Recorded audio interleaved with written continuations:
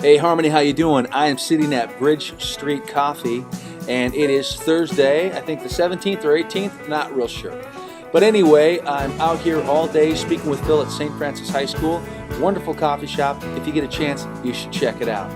And so anyway, today, in the midst of the noise and everything going on at the coffee shop, I just want to take 1 minute and challenge you with this idea. Ephesians chapter 6, we talked about it last week, how it is about spiritual warfare.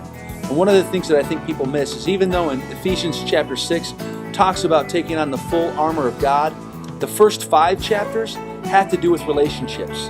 Children, obey your parents. Slaves, obey your masters. Husbands, love your wives. Wives, respect your husbands. It talks about different church things and relationships all the way through that. Then on the last chapter, it talks about spiritual warfare. Let me challenge you with this idea. If your relationships aren't intact, let me say that again. If your relationships aren't intact with one another, with your wife, your husband, your kids, your mom, your dad, if your relationships aren't intact, it doesn't matter how spiritual you try to be, things are already out of whack.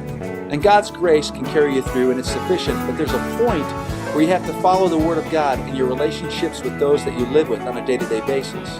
Because the power of those relationships, they supersede really any other spiritual warfare or any spiritual realm that we have. So again, make sure your relationships are on track. Say I love you, say please, say thank you, forgive. And you know what?